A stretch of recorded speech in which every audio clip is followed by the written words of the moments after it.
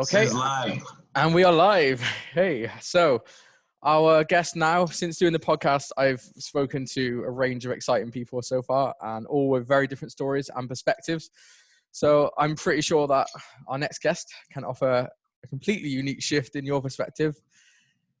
He served a very long time in federal prison until he was granted clemency by President Obama.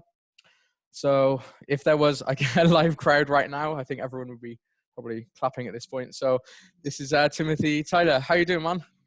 Oh, I'm pretty good. How are you? I'm great. The sun is shining, and yeah, the skies are blue. So The sun is shining where you're at. Is it like it's at night in where are you anyway? I am England? in Netherlands actually right now. Oh, the Netherlands.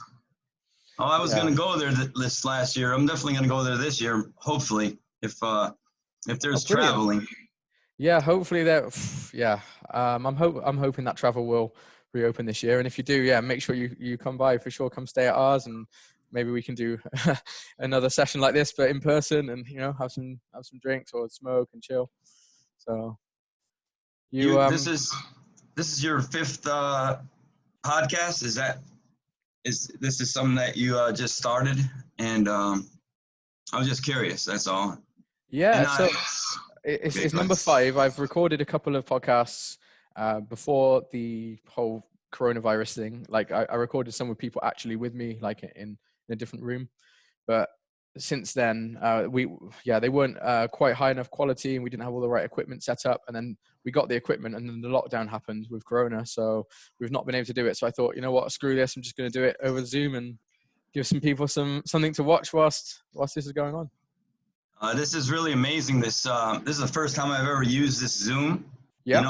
I've been hearing a lot about it, but I've never used it before, and it's really amazing. Mm-hmm. When I went inside, we had like cassette tapes and beepers. You know what I mean? In 1992, I went in, and I came out in. I was totally free on August 30th, 2018, and when you come out and you go in, imagine coming with cassette tapes, and then you come out with these phones that you take pictures. I mean, look at this right here. This is like, it's amazing. This is like something brand new to me.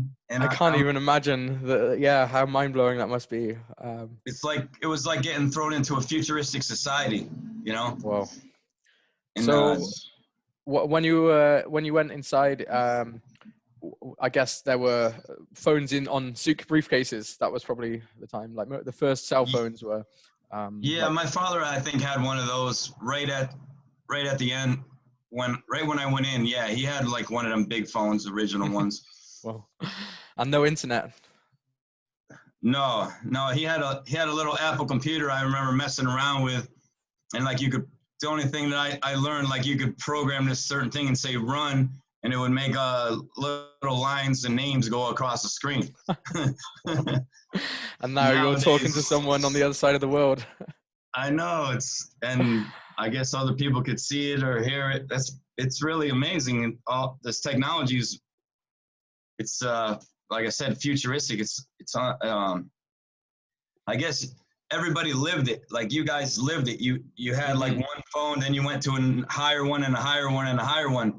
I didn't see any of those. I just came out and saw this smartphone, and it was like there's no place to dial the number. I didn't know even how to use it when I got out. I can't even imagine how mind-blowing that must be. Did you have were lots of people keeping you up to date on things? Was like I guess on technology, or what was happening with how did you know about what was going on? Actually, in around 2008,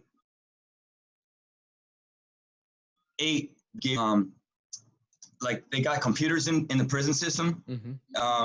But the computer, it would have an email technically, but we would email something called core links. It's corelinks.com.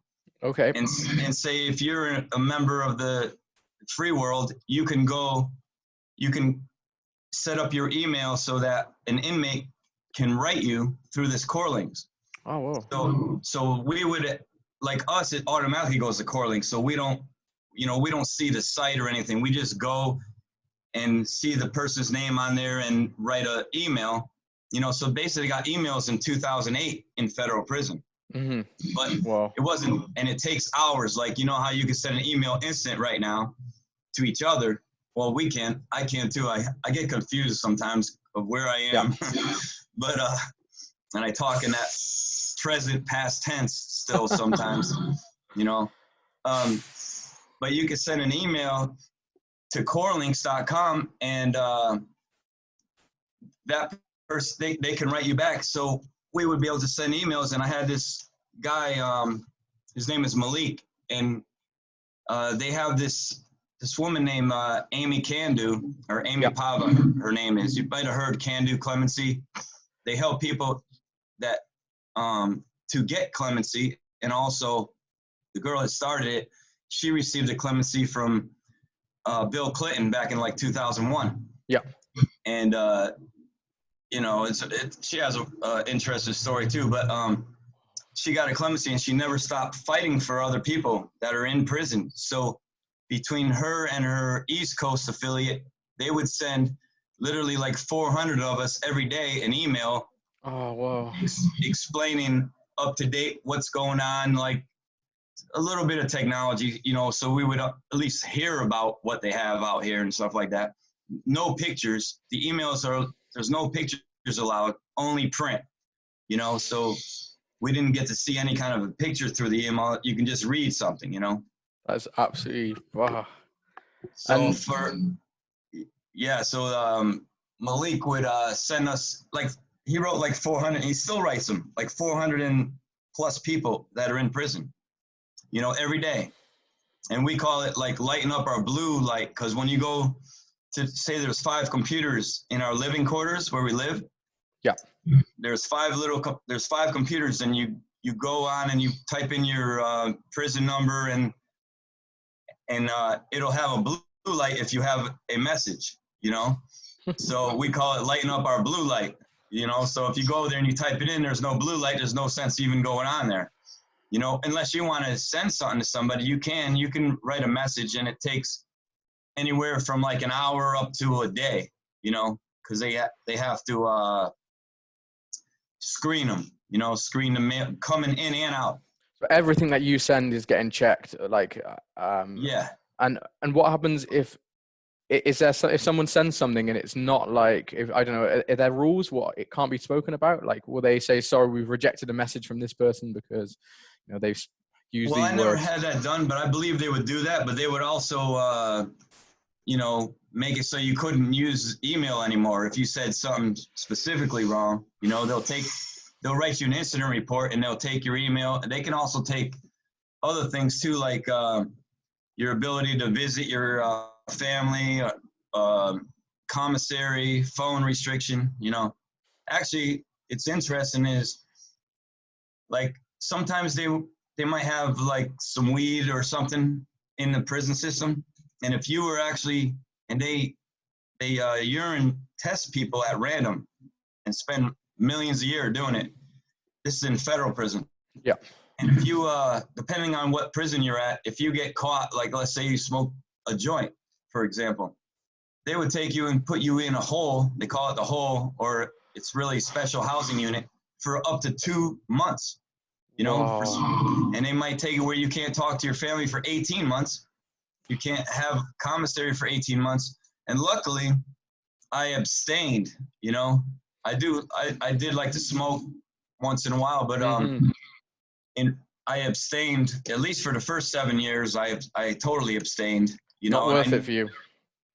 No, it wasn't worth it. And I always looked at it like my sister. I like to talk to her at least every other day if possible. Whenever I could, I would call her quite often.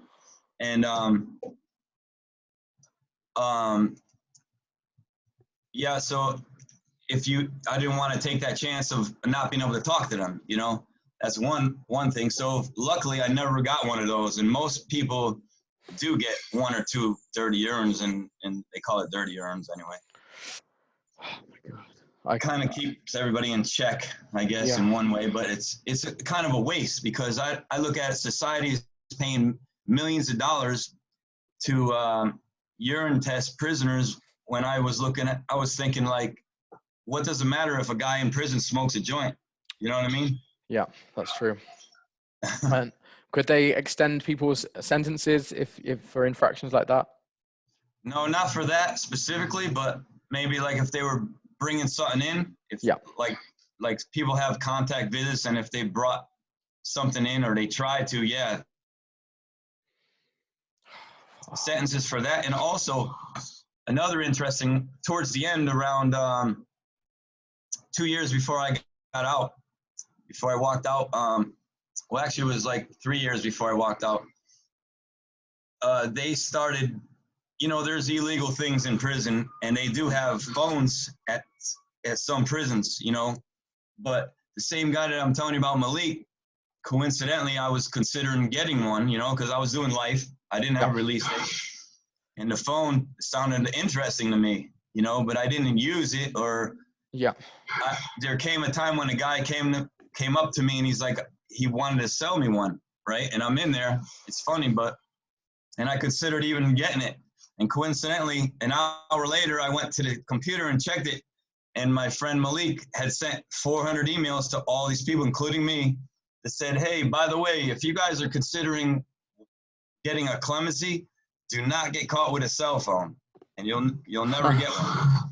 So not only that, but they started catching them phones, and each person that was caught with one of them phones would get an extra year in prison. They would take them to court and actually give them another year on top of their sentence. So let's say they had a release date of, tomorrow. Instead, now they're doing another whole year for a phone. But as soon as he said that to me, he was like, he's a good friend of mine. And I actually met him within 2 hours of me being released from prison. Amazing. At the bus. Yeah, he came to the bus terminal where I was released from Jessup, Georgia. And I went to Atlanta bus terminal, on the bus. And he came and met me there. He's a photographer too, so he took some pictures. But they had, I was vegan in prison, right? And they had, Ben and Jerry's came out with Cherry Garcia vegan ice cream. The week I was released, they came out with it right then. And he somehow found one in Atlanta and brought it to me at the bus stop. I was released like 2 hours. I was out for 2 hours, and he brought me a vegan Ben and Jerry's. That was like pretty nice. And I also had this friend of mine named Wes Brewer from CNN, and he took the trip with me, and he recorded me, with professional camera and a mic the whole trip. For 2.5 days, we drove to Vegas on a bus, and he went with me, and my cousin also. Did you? What was it like the first day that you came out? I mean, how was that? Because did you have fresh air beforehand, or was it just step out? Yeah, well, I mean, actually, right now, because of the virus, none of the people that are in federal prison, as we speak right now, they have not been allowed outside in air since April 1st. None of them. Wow. And there's about 153,000 people. And I'm still in contact with probably like eight people that, were my friends throughout the years. And they're all like locked down 22 hours or 23 hours a day in their rooms. And when they let them out, it's only on this little area where they can maybe use the phone for 15 minutes and use the email, take a shower. But all of them have told me the same story, that they haven't been allowed out since April 1st. Outside to get any sun, so they can't get sun. But yeah, ordinary when it was normal, at least at the last 4 years I was at a medium in Jessup, Georgia. Yep. You could go outside from 6 in the morning, till 3 in the afternoon, and you come in to count. Then you can go back out for another 2 hours. So it was a lot of freedom there. But before that, I was in mostly penitentiaries for probably 17 out of them years. 17 of them years I was in, United States penitentiaries, which is high security. You can go outside, but usually it's only for like 1.5 hours at a time, up to maybe 3 hours at a time. And it was really restricted.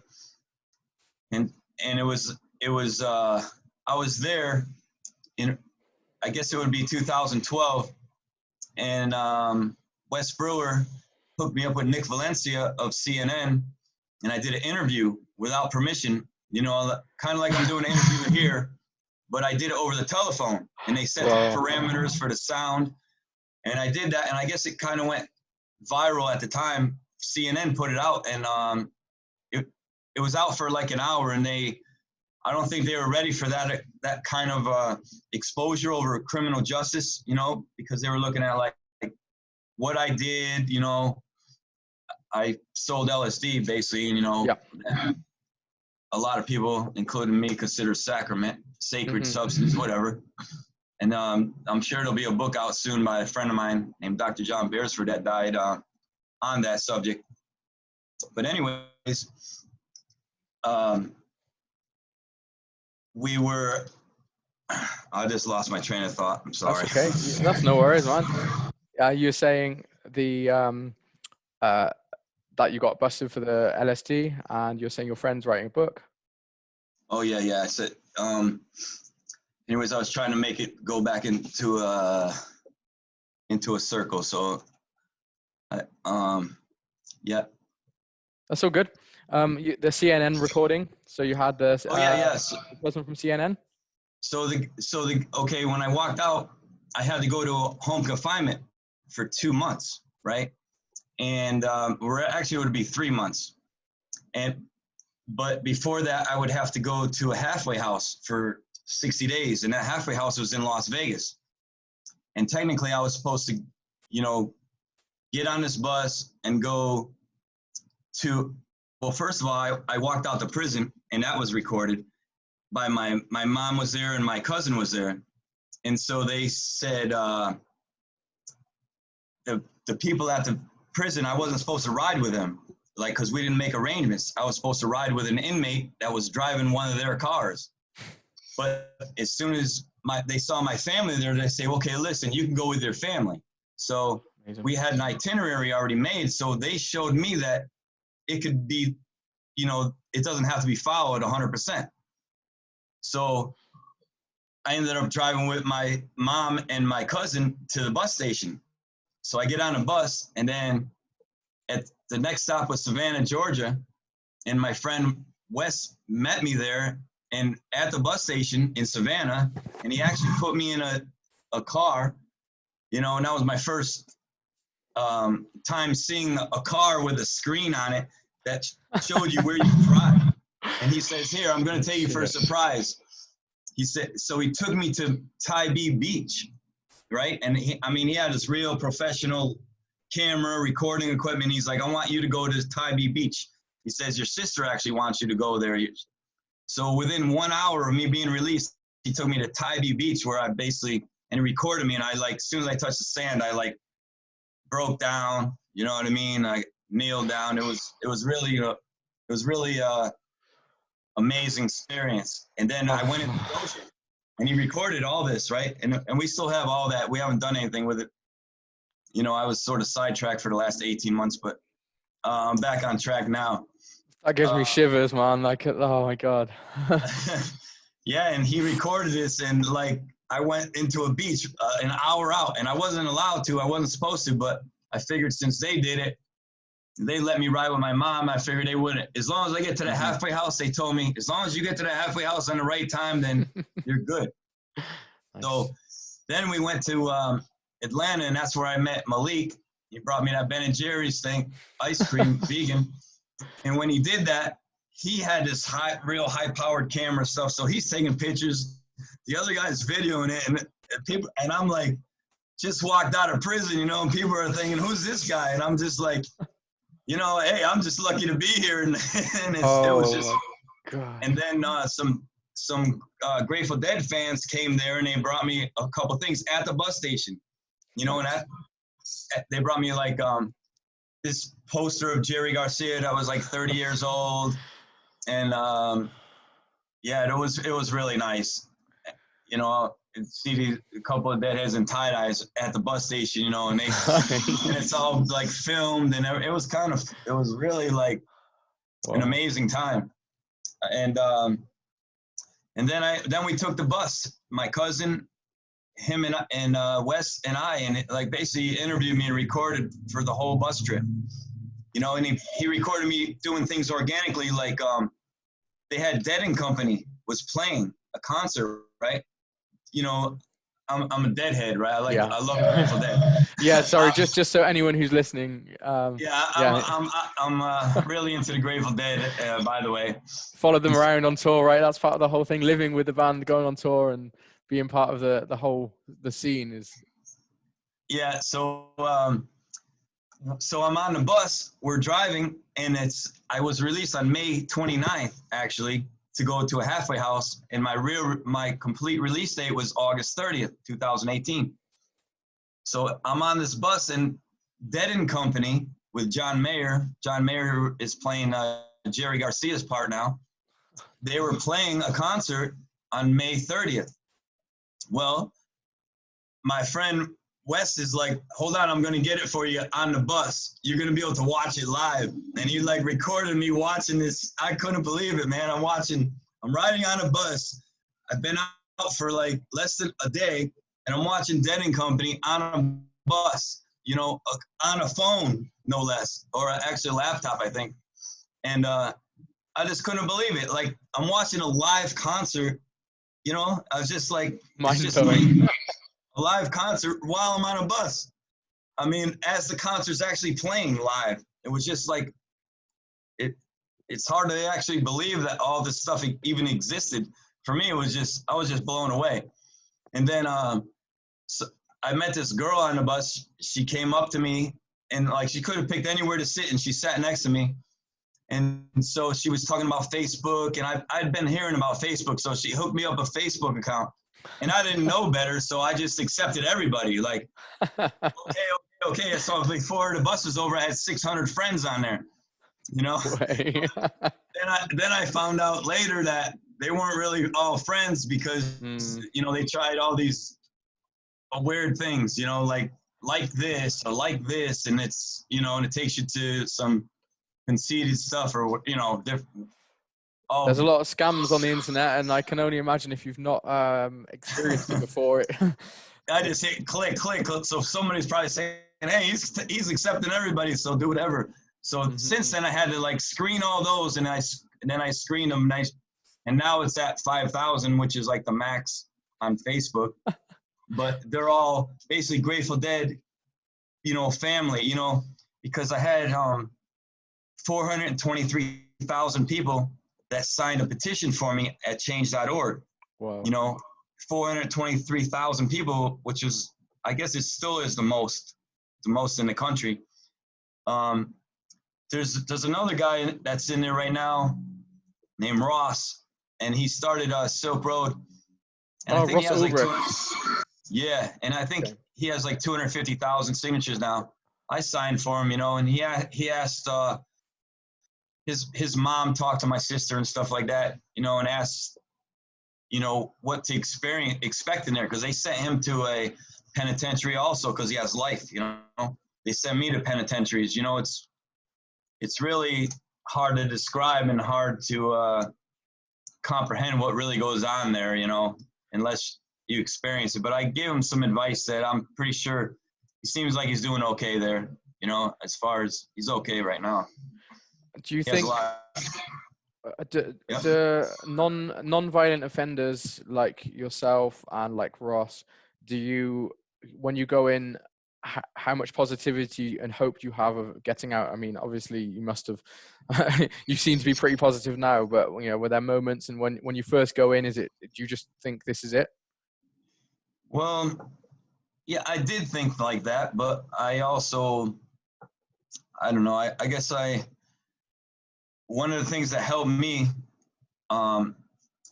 was actually, like, you know, I paid attention to the lyrics, Grateful Dead lyrics, for one thing or another, and what Jerry said. And he did a 1993 Rolling Stone interview that I read, and he talked about December 21, 2012. So for me, I had like a focus. Okay, well, I'm going to at least make it till then and see what happens there, right? So we got all the way to the date he mentioned, and then on that date, I had, or right around that date, we ended up getting something that was real significant for us in prison, in federal prison. I went in 1992. Yeah. From 1992 all the way to 2012, we had no ability to like listen to like your own favorite music. For example, we had a radio, but you know, they rarely play like Grateful Dead or a lot of other bands. You know, they just play the same 10 songs or whatever. I don't know. Mm-hmm. They gave us MP3 players in 2012. And it was a big deal. It changed like the whole consciousness in prison, you know, because now all the other guys can listen to all their like rap or whatever they wanted to listen to, or country, you know, whatever anybody wanted. And of course, they had thousands of Grateful Dead songs. So it was life changing for me, you know, because up until that point, I used to like call my sister every so often. I listened to this song called Days Between. And she would play it for me over the telephone, and we only get 300 minutes a month, and I would call her like once a month would be a call, or once every couple months or so would be a call, just so I can listen to this music, you know. And it would like that one song called Days Between like helped me. You know, I've told this story a few times, but it was actually I went around the country thanking everybody, because head count. That Bob Weir of the Grateful Dead, he started a head count, which is to get everybody to vote. You know? Really? Okay. What in the presidential elections? Yeah, to vote, period. Then they register people to vote, and now they're at like Ariana Grande concerts and well, there's not even concerts right now, but they were before the virus hit. They go to all these different concerts to get people to vote, to, you know, try to get younger crowds to, hey, vote, because look at what's happening, you know. So if everybody voted, then maybe. So Bob Weir started it, and so I went to head count to thank them, you know, because they mentioned me, and I went to everyone. I thanked Amy Candu, I thanked Fam, you know. Really, my sister did a very, she never gave up, you know. She got out of her comfort zone by doing this documentary in 2014. That's when CNN shared my voice and her documentary at the same time. That's what really went viral, was her doing a real documentary and my voice over it with my picture. And I went around thanking all the people, Families Against Men and Mandatories, you know. The woman that started that name is Julie Stewart, and she wrote me and tried to help me for like 25 years. That's crazy. You know. And also, probably like for 23 years, I would say. And then ACLU, Jennifer Turner, she took my picture and 5 other guys, and then she did a whole bunch more than that and put in every magazine, like every magazine that you could think of. They put full-page colored ads in the magazines. Whoa. And then it was that, and then, you know, it was a combination, Business Insider, and then Rand Paul. He was running for president on criminal reform. And so my sister sent him an article, and he posted it in the Washington Post, and then he started talking in front of schools about it. So like all these different people and organizations were helping me, you know, and helped me. So I went around and thanked them. You know, basically I traveled for like a year or longer, just thanking people, you know. But the head count thing was a really interesting one, because I was in there telling Andy Bernstein, you know, the story of spending 20 years without the ability to listen to Grateful Dead music. And he was like, he was really moved, and he was like, he picked up his phone and he called a member of the band, the Grateful Dead, the original member, and he said, would you repeat that, you know, to him? And I repeated it, and I was able to like meet him, you know, and hang out like 3 times since then. It was really like blessed. I was really blessed, you know, with that. And then there's another band called J-Rad that they really showed a warm heart to me, and they're like a new up and coming, you know, Grateful Dead inspired band. Mm-hmm. you know, and they all have their own bands too. But it's just it seems like I was given a lot of blessed. I say blessed attention. You know, like they're like, wow, because I mean, the Grateful Dead, they started. Basically, they had acid tests, and they were the band that played during them acid tests. You know what I mean? And it was legal up until 1966, before I was born, of course. But I mean, when you look at the whole story, they look at it as a tool, and a lot of people, it's, I had a vision when I was doing life of this documentary, basically that would, because we consider it a sacrament, a sacred substance, like, yeah. It helps cure addictions. It's helping in psychology. Of course, I'm not qualified to sell it or hand it out, which I won't, but I can preach on it a little bit, Lots of psychedelics in general, and I think things are changing a lot with that. I mean, I imagine you probably were at the worst end of it, going from the Grateful Dead, where it early on, where it was legal, to then it becoming illegal. And then when you got caught, that was probably when there was the most heat on, it's this evil, bad thing. And now people are starting to shift. And Exactly right. So we had this vision of this documentary, which is, we recorded, like 4 days so far, but, and we have a lot of like famous people interested and in it already too. So, I'm really not even supposed to even mention it, I guess, or maybe I can, but I'm not gonna, it's gonna come out one day, I'm sure. Okay. My friend Seth Ferranti, he's actually like a writer producer now, but he did 21 years also for the same thing as me, and he wrote 22 books from prison, and it's like, I think it's GorillaConvict.com or whatever. He signed on to like write a book about, my experiences in there, but he also, like, he did 21 calendar years. So we were actually, I think, you heard of basically the LSD museum. It's in San Francisco, or it's called an LSD museum. LSD museum. Well, there's a kind of like a famous person. I know that you know who I'm talking about. His first name is Mark.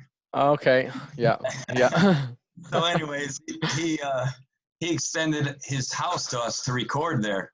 So we recorded 3 days inside there with like famous people, and and I got everybody wearing this. This is I guess you can't probably see this. Yeah. No. Yeah. It's a happy cross created by Dr. John Beresford in like 1989, right? And Mark gave me this, and coincidentally, like, his father was instrumental in. He was Albert Hoffman's friend, right? And he was instrumental in, like, he was a doctor, medical doctor, and he was instrumental in taking. They called it like the magic gram. He got it from Sandoz, and it basically went to Timothy Leary. Long story short. And he was instrumental in bringing it from like the lab to the free world. Well, he wrote me for 15 years until he died. And he wrote me like 3 full page type letters, right? So I was told to tell his son, and his son wrote me for the last 10 years I was down. So really the whole time I was down, their family wrote me.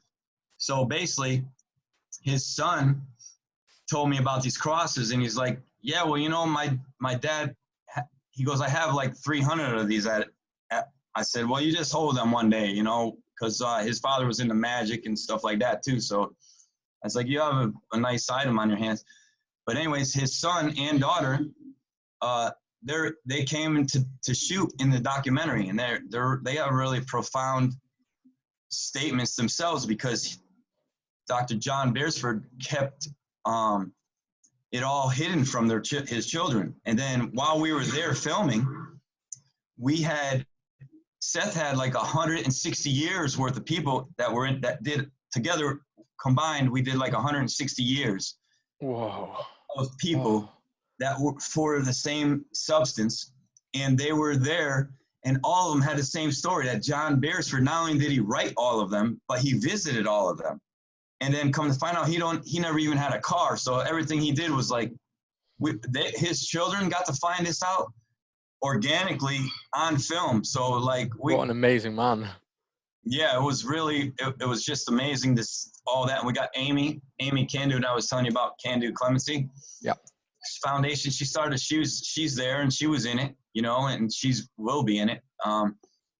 So you know, we had in Roni, you know, Roni Stanley, that was Osley's, she has a child by Osley. And Osley, I don't know if you know who he is, but No, who's that?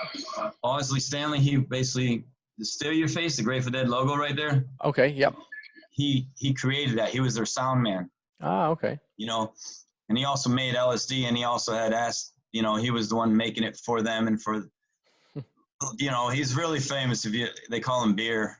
He's known as Beer. But anyways, so all this stuff came organically, and I saved like all my letters, you know, from everybody that wrote me for all them years. I have all them letters. And when John Beresford, I didn't even know he had a son and daughter for that matter. And his wife reached out to me and said, you know, his son probably would want to take over writing. So I contacted him and I told him, you know, I have all the letters that your dad wrote me. So I sent them to him and he was like in awe, like, yeah. So me and him became like really good friends. And I finally met him at that shoot. We had all these people fly in from all over the place. And I met him at the shoot there in San Francisco. And it was, you know, I got to spend a few days together and it was really nice. And I've talked to him a lot. So, let's see, as far as, I wanted to say one other thing. There's this woman named, her name is Ash, right? She's basically like Grateful Dead family. And she started this, well, while I'm in prison, okay, she would send us 4-page, like a newsletter, you know, and it would have like uplifting things in it, funny things in it. It would have like little stories or poems from other prisoners and stuff like that. And it was basically for deadheads, you know? So she now, I think it's like 450, or maybe it's, I don't know, maybe it's only 350 people. No, I don't know. I don't know the number, but she sends every month a newsletter to all these people that are in prison. It could be state or federal, whatever. They're basically Grateful Dead, you know, they're into the Grateful Dead, or they are just friends. They could be into like Fish or Widespread Panic or one of them other bands too. You know, they're just like, so it's called, so it's called Kids Writing Kids and Church of Love's Own Dream, right? She has a Facebook page, but it has people that, like if somebody wanted to write a prisoner, you know, she has like prisoners' addresses there that people can write, or they can even donate to her or whatever. And I guess Bob Weir of the Grateful Dead found out about it, and one of his people found out about it, and they donated a little bit to her, you know, just for like a couple months, you know, but she does this on her own. And, you know, if you're sending 400 letters, it probably costs her almost $1 a piece, you know, between postage and stuff like that, you know. So I went and visited her because she sent me those. Like, there'd be times when I was in the hole, because you might go in the hole for different reasons. You know, you could get locked up for nothing. Somebody could not like you and write a note against you, and they would actually lock you up for, it could be a month, it could be 2 months. Just, they call it investigation. You know, it's, so that's really, a guard. Yeah, it's not even really fair actually what goes on in there. You know, not guards, but let's say an inmate. An inmate can write a letter, or nowadays I guess you would type a letter to the people in there, because they have computers and they go right to what they call SIS, which is special investigation officer or something like, I don't know what it's exactly called, but so somebody could actually go on a computer and say, Tim's doing this or whatever. And if they believe it, or even if they don't believe it and they want to mess with you, they can come and grab you from where you live and bring you to the hole. And I went through that for 2 months, one time, 2 months. You were in there for 2 months. For 2 months, I was somebody writing a letter about me. And then really, the guy wanted to leave the prison. It was USP Atlanta, and it was like 1995. And they didn't really know me that well. I was only in there at the time for like a year or so. And so the guy wrote this letter, and it was really not even, it was totally the opposite of my character. But anyways, they locked me up, and 2 months and 2 days later, they let me out. And coincidentally, it was 1995 in August, and Jerry Garcia died while I was in that hole, 9th of August, right? Yeah, August 9th, 1995. But I was in there from like July all the way until September, something like that. And so I experienced that in the hole, when Jerry died. It was really, really emotional. It was bad for me, but how is what is the hole like? I mean, I imagine it sounds horrible. Is it tiny? Okay, well, we call it the hole, but it's a special housing unit. Depending on where you're at and what prison you're at, you would either be in there by yourself or with one other person. You might have a roommate, and it's basically just a room that in the penitentiaries, they have a shower built into that room. But in a lot of the mediums, they don't have a shower in the room. They would bring you to a shower. You got to put your hands backwards through the slot. They put handcuffs on you. Then they open the door, bring you to the shower, and then you put your hands through there. They uncuff you, then you take a shower, and then you do the same thing to get back to your room. That's the same thing when you go to rec, too, the same thing. And the recs, you just go from a little room to basically a cage out that may or may not be outside. And so this particular time, they had a part of it was United States Penitentiary in Atlanta, and they had a part of the prison. They had a lot of people in the hole for all types of reasons. And, I'm in there for over a letter that a guy wrote, they call it a kite. Yeah. And I'm in there really for nothing. So they opened up a part of the prison that was not supposed to be opened. It was kind of like condemned. There was no air conditioning, but they needed the overflow. So they opened it up. They call it C block. And when they opened it, like I was already in the regular shoe, they call it. When they opened this part up, they put me and the guys that were in my room and the guys who were in the unit. They took all of us out of there, and they brought us all, and they filled up this, and there were single cells, but there's no. Imagine it's Atlanta, and it's like 100. It felt like 130 degrees up there, and it probably was. And I like saunas, but this was never ending. So the only way you can cool down was I would take my clothes and I would put it in a sink, and I would wet them, totally soaking wet, and I would put them on. And that's how I'd cool down. It was like really, and that was when Jerry died. So my sister sent me like all the magazines. So I basically surrounded the whole cell with magazines, like a shrine for him and stuff. But so I was there for about a month in that real heat, no air conditioning, and finally they let me out. And the guy that wrote the kite, they shipped him, and that's what his goal was, to get shipped. So they shipped him and let me out, and and I went back to everything was normal. But it was 2 months and 2 days where I couldn't call my sister. I didn't do anything wrong other than the guy wrote a letter against me, and then since then, people right now they do a little bit more investigating, because they would have, like if they would have did that now, which somebody tried to do actually right before I was gonna go home. Somebody tried to do it even 3 days before I was gonna go home. I had a roommate, and I didn't agree with some of the things that I definitely didn't agree with what he was in prison for. you know, but I was at a point where, you know, whatever's going on in here is going on in here. I'm leaving, and, you know, I was going to leave in a couple days. You knew you were out in 3 days then? Yeah, it was like 3 days to go home. And they called me down there. They said, listen, they told me straight out, they said, your roommate wrote this kite against you, and it was all lies. And they said, we know it's all lies.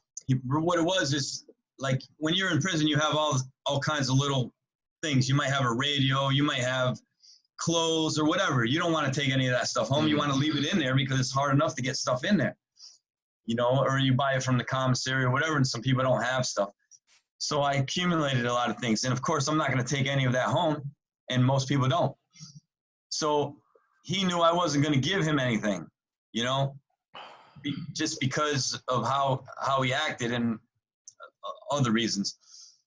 So he was trying to get all my stuff himself by getting me locked up for the last 3 days, and then he gets to keep everything and he don't pack it. You know what I mean? That was his motivation. God. They knew this. So they asked me a question. They said, listen, are you going to go back there? We told you this. Are you going to go back there and hurt your roommate? And I'm like, listen, man, I don't care about any of that stuff. All that. I said, I give you my word. And they're like, okay, you give us your word. You're not going to do it. We're going to let you go back to your room. So I go back there. I didn't even say anything because I knew what he did, right? And they, you know, and so I walked out of there and I gave all my stuff to everybody else like I anticipated. And I really didn't even believe I was going to go home until I actually walked out that door. And it was like night and day. Like the sun felt like inside, it felt, for a lot of years, it felt, you know, I was okay with it for the last 4 years in there. But when I walked out that door, it felt like the sun was way brighter on the outside than it was on the inside.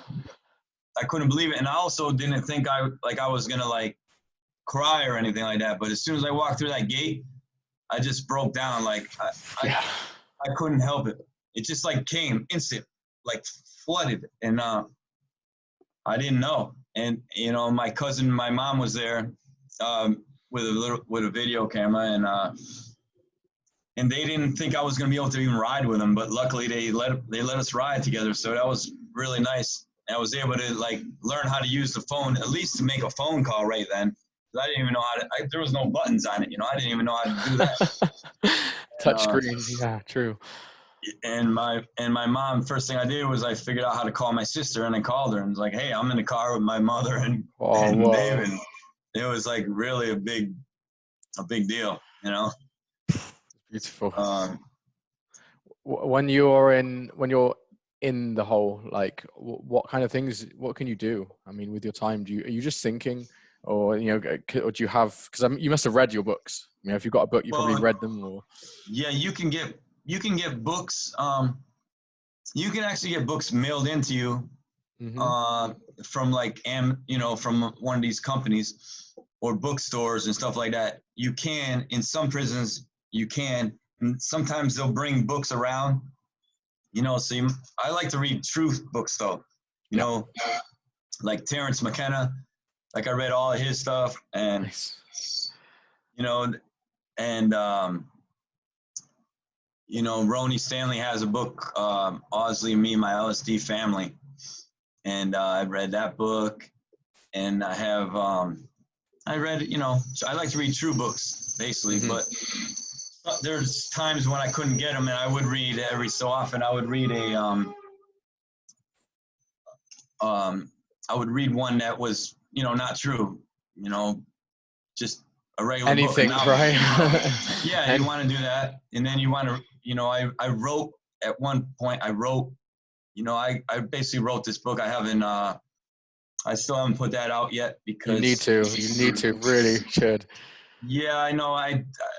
Seth is working on one right now because basically he has a manager, and I end up signing with his manager out of Boston, and he wants to do this other one first. It's kind of important, you know, and it's better that the whole story gets told. It's way different than I'm even talking about here. And it's a story. Basically, I wrote a letter to the president before I got a clemency. This was to Obama, yeah? I wrote him a letter, and I said, you know, this is a situation that I've come to understand, and I want to share this. I I want this story to come out. And like I had a lot of help also, but 3 weeks later I was given a clemency, whether has to do with that or whether that helped or not. And I have not told that story, but I did. Seth's working on write this right now as we speak. So the guy wants that one to come out first, and then I can put out really this other story. That's a little, I talk about some things, but not a lot, Do you mind explaining a bit about, like, before you went to prison, about what you were doing, and I mean, like, life, because were you actually full-time touring around as Deadhead? Yeah, I was actually. My father had a fireworks company. He was actually the first one in Florida to sell fireworks. Okay. He went to Stetson. He went to one of them law schools, and he looked up, and there was like a loophole. And I actually helped start it. And I used to unload and load sometimes trucks by myself at first. And then he built it into this big business.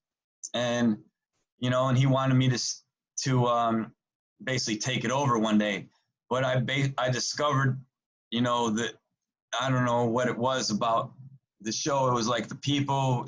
It became like this family that I felt more connection with. With the family, the energy that was at the shows. Like I believe in magic now, but I didn't even know too much about magic back in the day. And come to find out, like they used to sage the shows, and if you look, they used to build a sacred space, and how you can build energy is by dancing, by music, so really it was all like magical. When the first one I walked in, it was like, wow, this is something that I searched. I literally had tried to go out west several times when I was young in search of something, which I didn't even know what I was in search of. I was searching for. And when I first walked into one of them shows, like I went all the way from Connecticut to Illinois to just to go into one show. I had been outside a couple of shows near our house. I didn't go in because I didn't know what was going on in there. It was like, I don't know. It was like a time warp, looking at a time warp from the outside, and then I wanted to know what went on inside because I was outside a couple of shows, and I didn't even know what it was. How old were you, by the way, at this point? Like when you first? I was 19. I was probably like 20 years old. My first show. Yeah. 19 or 20, and so I walked in there, and as soon as I did, it was like, this is what I was searching for several times. I would, and it just became, I don't know, it just became like, it felt like a family, a different family, and it was big, and it was like excitement. It was dancing. It was just, and then I started getting really understanding the lyrics and, paying attention to the lyrics. And I don't know, I just got really, really interested in it. And it was like it became a family for sure. And it was like that same family came together and signed petitions for me and did way more than that to get me out too, to help try to get me out. And then also, I mentioned about 2012 a few times. Something else that happened there, Obama was elected in 2009 and the Grateful Dead reunited. They hadn't played for years, and they reunited, called Deadheads for Obama. So they helped get him elected. So when he was elected, as soon as he was elected, I was like, I did a clemency for myself, and I sent it to him. I was thinking, well, the Grateful Dead helped get him in. You got to look out for some Deadheads, right? Because there was like 3 of us that were real Deadheads. And one was, we were all doing life, right? There was 3 of us that I knew doing life. So that's all of you life without parole and is that all for drug possession? For LSD. But all for LSD. Yeah. And one was named Rudd Walker. His name was Rudd Walker. I forget his whole name, but right this second. But he also had like 150,000 signatures, and he would have most likely received clemency also, but he died right then of a heart attack at 41 years old. Oh no, it's terrible. And then there was another one named Bob Riley, and on the very last day in office, Obama gave him a clemency also, you know. So really, that was 3 deadheads. Now there's still one left in there, Leonard Picard. I don't know if you've ever heard of him, but they were in a missile silo in Utah, and he's Yep, I know. Yeah, actually, yeah, of course, yeah. There's he's quite a still lot there. online about him. Hopefully, he wrote a book, pretty good book from there called Rose of Paracelsus on Secrets and Sacraments that I read. I also read that one inside too, while I was in there. And it's amazing that he wrote that, because from what I understand and what I know, he wrote that with a pencil in the hole. What? And he has words in there that are like 43-letter words, with no dictionary, or, they're not even in a dictionary out here, some of them words. And for just, that's amazing in and of itself. And it was all done over core links. And my friend, John Beresford, same guy that I mentioned, Dr. John Beresford's son, he's the one that took it and helped him get it out there. And this other woman, that's a friend of mine too. So, yeah, did I answer the question? Yeah. Yeah, you did. I still, to be honest, want to know, I'm still interested about actually the life of a deadhead, what it was like as well, because well, I was looking at it like my dad wanted me to like work in the business, which I did for years, right? Yeah. But I didn't feel like I was getting taught properly from him in some respects, but I can't talk bad about my dad. My dad actually became my co-defendant. I don't know if you know that, but he was helping a friend. Like, he had a friend of his that knew I was dealing, and he wanted some, and he asked my father to get him some. Is basically my father's whole involvement. And I sent it to this other business address, and when it was delivered there, this person had set me up, right? Not that person, but another person.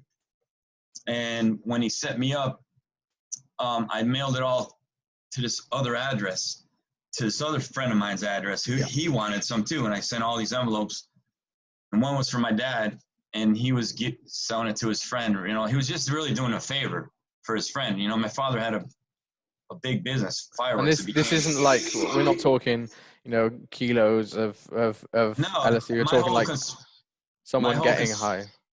My whole conspiracy. Well, no, it was 2,000 hits, which is 2 sheets of paper. 2 sheets, yeah.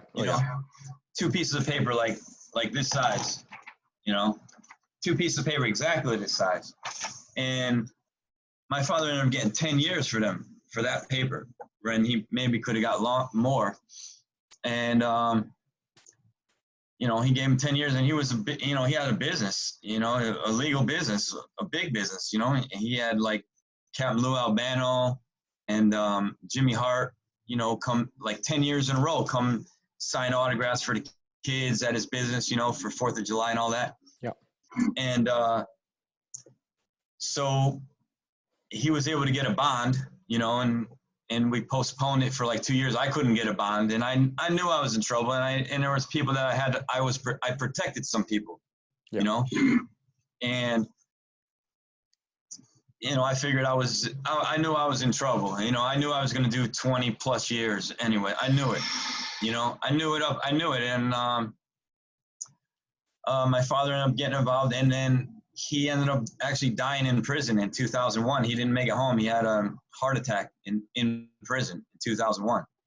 And then his business, he had a woman that ended up going to trial against my family and won our business, and it's really a sad story in a way, but everything happens for whatever reasons. Learning experiences for sure. And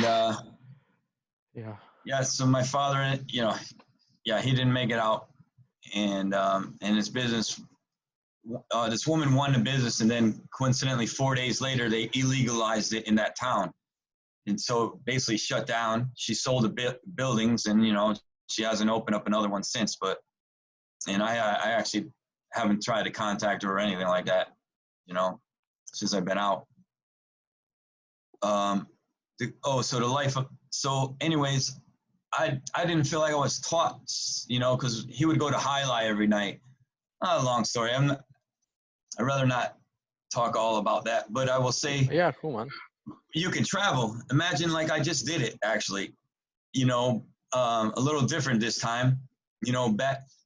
Back then I vended, and I vended without, I just set up a little table, and I sold fried bread back then, like Indian fried bread, and I made I could vend, I could go into the show, I can come out after the show and vend some more, and I had a partner and everything. He never got arrested in his charge, and I actually visited with him since I've been out, and we used to sell. We were really well known for selling fried bread. I learned how to make that actually from my father. And one day I said, you know what, I'm going to try that, and I did it, and it went over pretty well, And so I didn't actually sell drugs at the shows. Mm-hmm. Only selling them to my friends. My friends wanted them, and I sent them some. My whole conspiracy is only 1.3 grams of LSD, but they weighed the paper and said it weighed over 100 grams. Which gives you life, on a third conviction. What is it? The 3-strike rule in America, right? Where 3 federal crimes. Well, it goes by weight. On your third offense, it depends what you get caught with and the weight. Mm-hmm. My first 2 were, I had 2 state charges of the same thing, selling LSD, but I was like, consider myself like preaching or sharing, it's kind of like it's kind of like if you look at the movie Tim Scully, you heard of him? Well, he basically took some LSD one time, and he's like, I want to learn how to make this. I want to share this to the world. And they made Orange Sunshine. Like, it's kind of like when you take it, you want other people to experience, like there's more to life than just what you see. It's like it opens your pineal gland, your third eye. There's a lot of, it helps in addictions. I mean, it's showing promise in many schools are studying it now, and which is, I think is really good. And so basically that's what I was like that. I was like, hey, my friends wanted some, and I was selling it to them, and basically one got caught. He set me up on a state level, and it was small. And then another one set me up. I didn't go to court yet on the other one. And then I basically left. I decided not to go to court. I was more focused on going to see the next show, because it was like reuniting with your family. The energy in there, you can look at YouTube all day long of all the shows, and you won't get the same feeling of being inside one, and that energy was like, if there's such a thing as heavenly energy, it was really close to it, and like you're in there and you're dancing, you're with all your friends, and really, I just came out.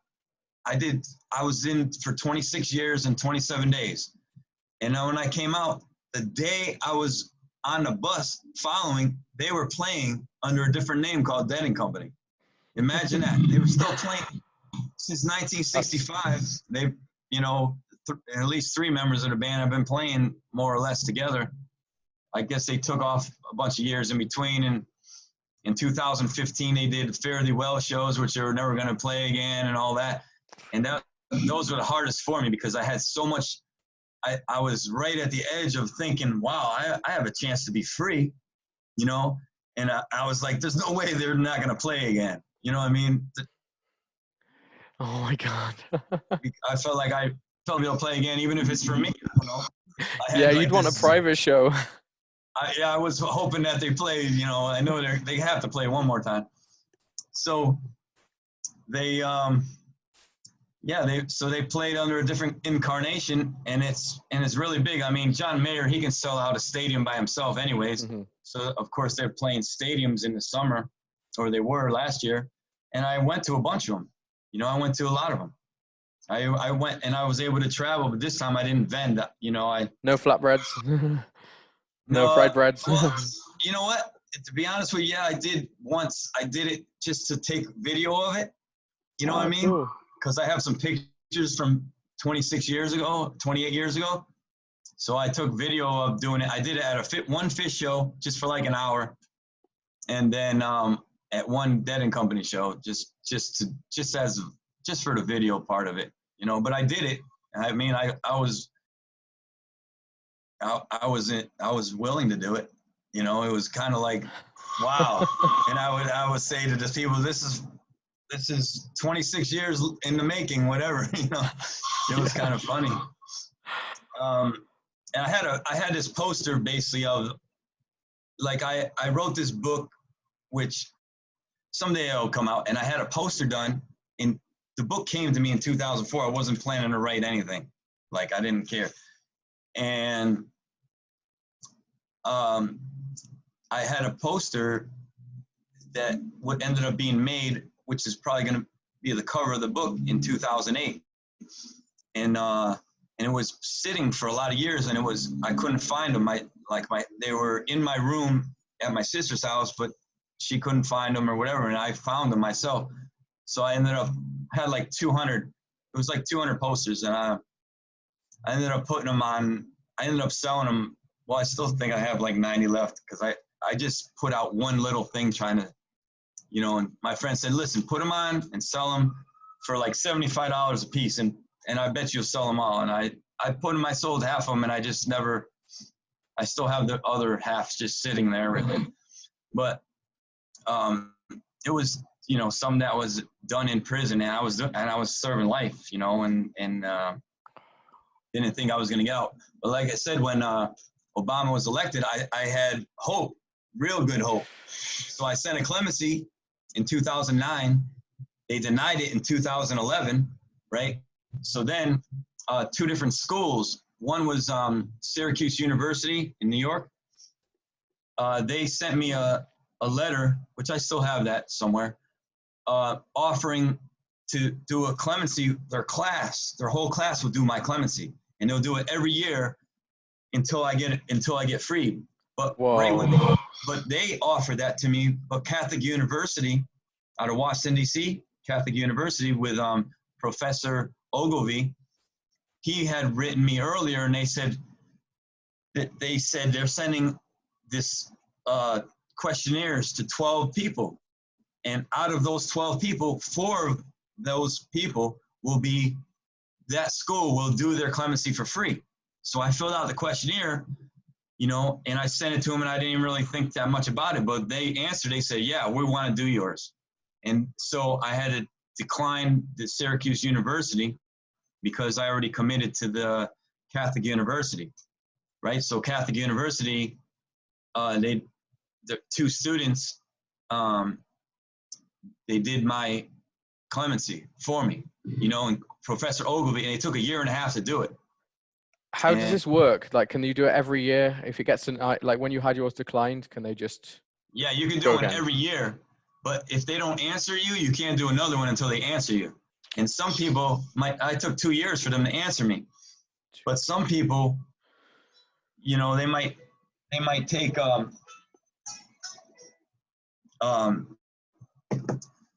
you know, like more than 2 years.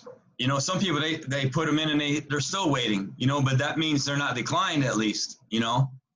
And, you know, coincidentally, like, there was a criteria that had to be met. And one of them was, I guess you had to have either no incident reports, which I didn't have no incident report. I had some, you know, I back in like 2000, around 2001, 2002, around there, I was making, like, I learned how to make wine basically in there, right? And then not only wine, but then distilled alcohol, you know. But it was more like this. Like, let's say you're in a violent penitentiary. I was in, they call it Bloody Beaumont, Texas, right?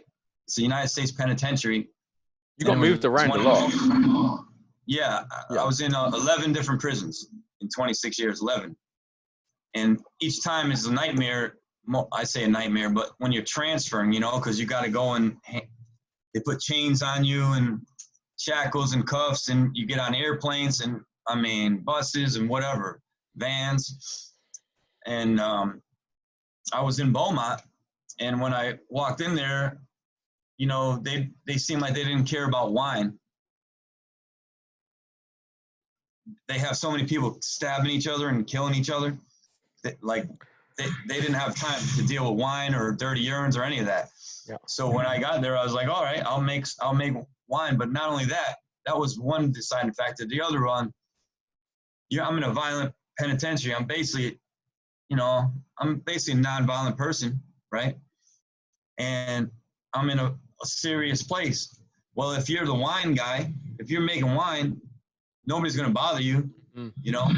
So I'm like, okay, I'll be the wine guy here because, you know, I'm the wine. I had a friend that likes to drink, and he had a big crew behind him, and he would basically, he's like, I'll buy all you can make, you know, as much as you can make, just wine and alcohol. Well, mostly I would make the wine and then distill it, which is another federal thing.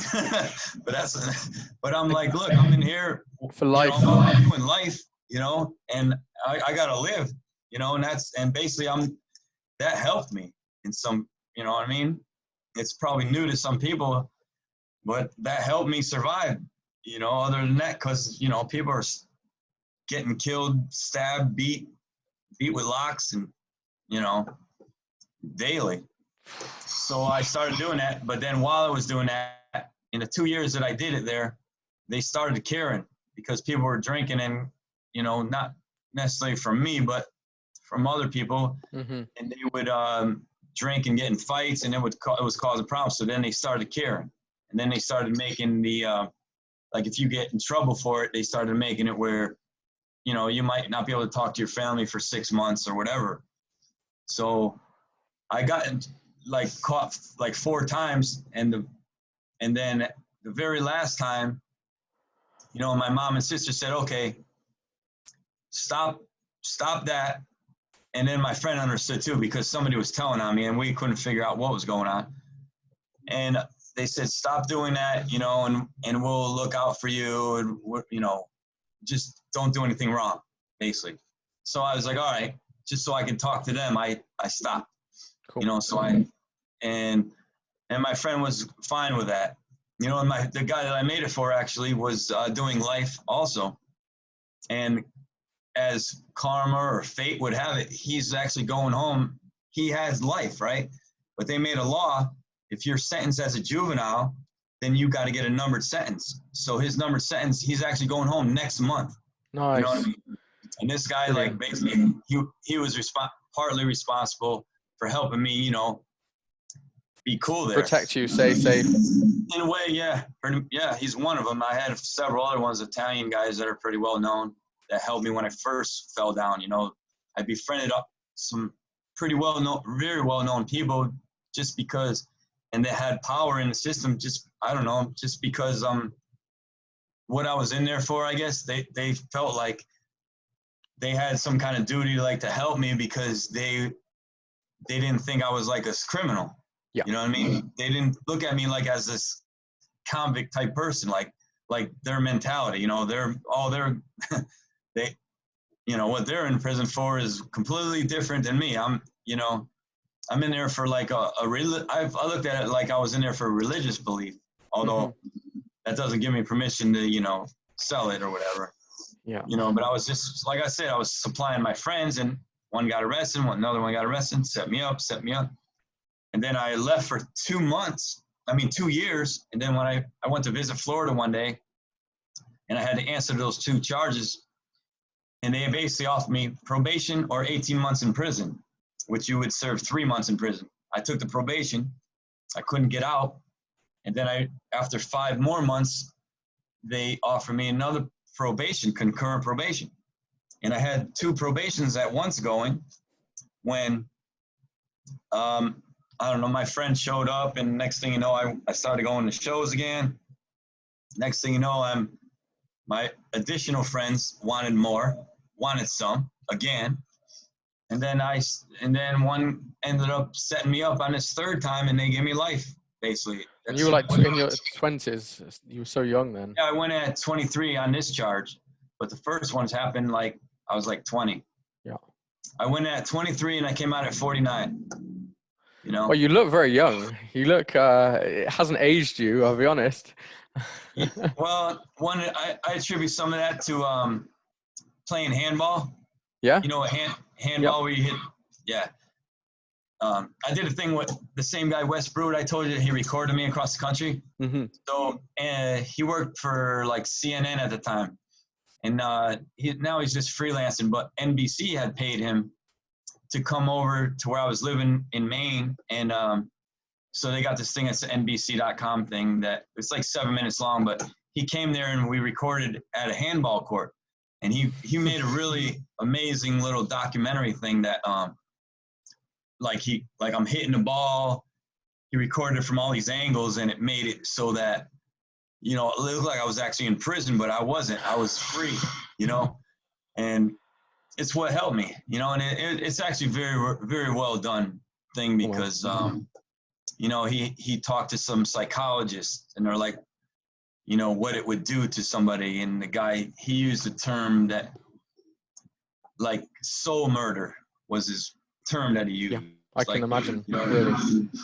You know, but I've been getting back a lot of feelings. You know, my friend Seth, he's been out for like 5 years, and he said it took him like probably close to 4 years to really acclimate. You know, so I understand some of that. You know, I'm still, like, for me to get this Zoom hooked up right now. Mm-hmm. It's amazing, man. I mean, I have it hooked up, but I just learned how to do this in the last 12 hours. You know, I never did one before. I hadn't looked at one. I did see what Roger Waters, he made a video like yesterday morning, I think, of Mother, the song Mother. Yeah. And he did a Zoom, and he had all the members of his band that he was going to tour with on it. And you can just see it. It was on Facebook or something like that. We've got right now, there's people watching, there's people commenting. Yeah, I don't know. Nice. Yeah, so I mean, this is going live now, and then it will go out on like podcasting services, so people can download it to their phone to just listen, or the video will be on YouTube. Nice. Yeah, it's crazy. I did one with Jason Flom. You know. Oh yeah. He's, you know who he is? Yeah. He's he has he's on the board of FAM, right? Yeah. But he's also on I think it's Revolver Podcast or something like that. And he has the Innocence Project. He donates like $23 million a year to people that are actually innocent, because there are people actually innocent in prison. Yeah. And when he gets people out, you know, when his project gets people out that are actually innocent, he puts them on a podcast. Now, he put me on there. I wasn't actually innocent. I pled guilty, basically. Mm-hmm. And but he put me on there just because he felt like the punishment didn't fit the crime, number one. Yeah. The you know, and maybe how I viewed it, or how he viewed it, or how others view, you know, psychedelics in general, you know, what they're here for. You know, I think they're here for service, whatever. So he did a podcast. I went to New York City and, you know, did a podcast with him. And I really didn't even know who he was. You know, somebody said, hey, Jeff. And that's how it sort of happens with me. Like, I'll go and meet somebody. I won't know too much about them. And then I'll look them up on this computer, the phone, you know, Google now, and say, oh, okay. You know, so he had me on there, and he was like, well, you're the first person that's not actually innocent on here. But, you know, he thought it was important. So, you know, cool. It's like an hour and 12 minutes there. Nice. I mean, you were introduced to me through Breed and Rudy. Thanks, by the way, guys. And, like, how did you get in touch? Did they get in touch with you? And obviously they Yeah, spoke about you coming out. actually been talking to her for a year, Cool. Nice. and or maybe longer. And I was actually I was thinking about going. You went to breaking conventions? Breaking Convention, yeah, in the UK. Yeah, I was almost gonna go there. It's just I had a son committed before that, and there was a couple reasons, but I was sort of invited to go there, and then also where you're at in the Netherlands. Yeah. Is that where she does a Summer of Love? Yes. Yeah. Summer of Love 3.0. Yeah, is it gonna be this year or no? They've done events, but they've always putting on new events. It's amazing, actually, all of the different ceremonies and psychedelic events and music gatherings that they do. Like, it's really, really cool. Like, yeah, I've got a lot of respect for everything those guys do. You should really come out. Like, you should fly out here and yeah, have a trip. that's definitely a goal that I have, is to go there. The only place I've ever been now is Mexico, and I went there since I've been freed. You know, I got a passport. I have a passport, and I went to Mexico to see Dead and Company. Cool. for Nice. 3 shows there. You know, and that was like a real nice big deal there. I couldn't even believe a place like that existed. I was like, well, I couldn't believe it. You know, and I was in Maine at the time, so you imagine going from freezing, 0 degrees with snow, to a beach that has 79-degree water all year long, and it was just like, you can't even really describe it. Yeah. We're running quite, the Zoom thing has got a limit. I actually extended it because normally we do about an hour, but I don't really like to put a cap on it. But like, I feel like there's so much we could talk about. So I think we should do like a part 2. Like, maybe, well, it'd be best to do one in person, you know, when you can come out. Like, I think it'd be really cool to have you if you're up for it. Yeah, that would be nice. I'll come meet you. Yeah, man. Yeah. Is there anything you want to like say, or any message, like important message you want to give out to anyone who's listening? Well, I mean, you know, there's people that are in prison that probably, you know, one thing I could say is people wrote me, you know, like at times when I didn't, you know, I could be in the hole or I could be wherever. And, you know, getting a letter at a time when you're like not feeling totally happy is a big deal, you know? So like I mentioned Osh's site, Kids Writing Kids, because those, you know, the people can go there and they can put their name on there or their family's name on there. It's KIDZ writing, okay. KIDZ, and Church of Love's Own Dream. But you know, just writing a prisoner, you know what I mean? Like, or just send them a letter. You know, I don't know. I say it helped me, you know. But I mean, that's not, maybe not everybody is, you know, could see it the way I do. It's just, I think that's really important. And you also have like people that are doing life for marijuana still in the United States. And that's really bad.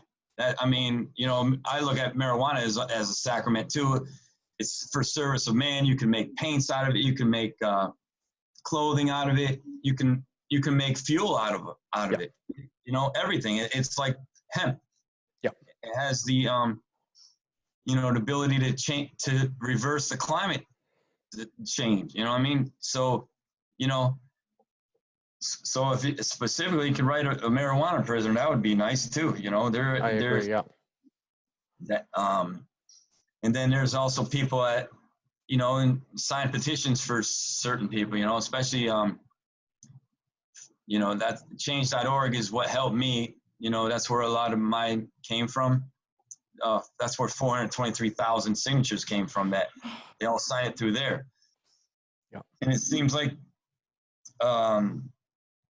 you know, I sign petitions whenever I see one, especially for like, you know, pot prisoners and stuff like that, especially ones that are serving life, because it's legal in a lot of states, and it's here for the service of man. You know, even if somebody was like religious and they want to really get technical and go into Genesis and give you all green plants to produce, you know, I can give you a decent argument on that.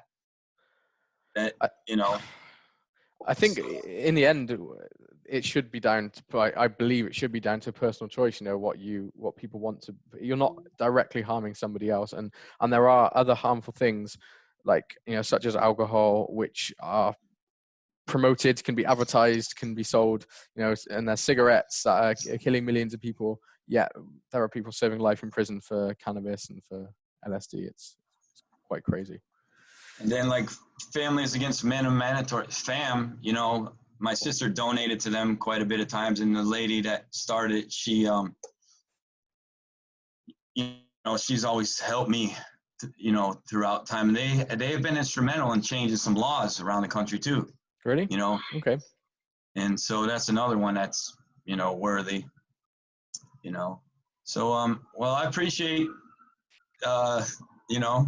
Yeah, man. Thank you. I'm just seeing if there's any questions. Sometimes we get sent a couple of questions. I've had a few things. Yeah, normally over the past few episodes, we've had like people put in questions, and then I've asked them, but I've kind of ignored them, most of them. There's a couple. So I have been asked if if it's true that that Deadheads to be a real Deadhead, you had to put have a bottle of LSD on your thumb and go like that. That's apparently is that true? I don't know really about that, but I'm sure that most people have taken a drop like that or two, or you know. Actually, in a long story, I had a vial open up in my pants, you know, one time. Oh, really? It soaked into my skin, and it just it was too much at one time to handle, but I came through, you know. Cool. This is well, you're here now, yeah. So someone's asked as well, any news on Leonard Pickard? No, you know, I heard that his co-defendant, Clyde Apperson, I heard that he might be getting out like right now instead of later because of the coronavirus. I heard that.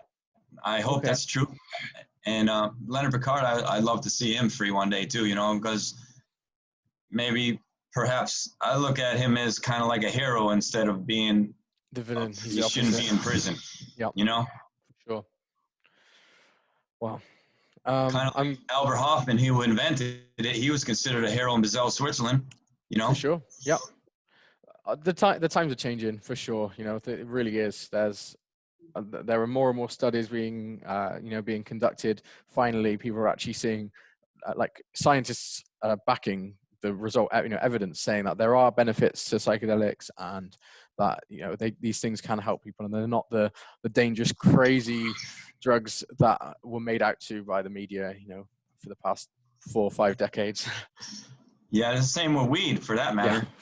That's changing massively. It's legal in Canada, and I'm where I am in the Netherlands. We can go to the shop and buy it. It's no problem. And well, you can do that here, and where I am right now in Vegas. Yeah. I'm in Oregon right now, but my sister lives in Vegas, Oregon, California. They all have shops that you can go. It's great. It's crazy that there's shops to buy it, but there are people in prison for it still, which is kind of quite a juxtaposition. Hopefully, one day, maybe Trump will wake up or whoever will wake up and let them all out. Yeah. Yeah. Say, okay, enough is enough. We should legalize. You want to have an economy. They got an economy that's ruined. Well, all you got to do is plant hemp in the whole freaking country. Yeah. Like they got a song called Grateful Dead, Gone Are the Days, like take up the yoke and plow the fields around, like the lyrics.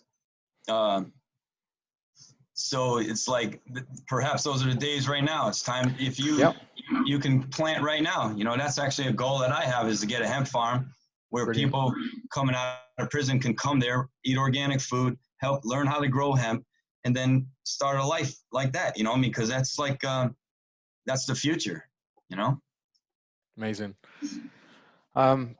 Well, we'll stay in touch, man. I really want to know what's going on, what you're doing, if I can help anything. And I'll come out here when you'll come out here, and I'll show you around. You'll get to see Amsterdam and Yeah, I love experience. to. Cool. That sounds like a plan. Amazing. Okay. Well, thank you so much. All right, thank you. And yeah, I'll speak to you soon. Cheers, man. Cheers.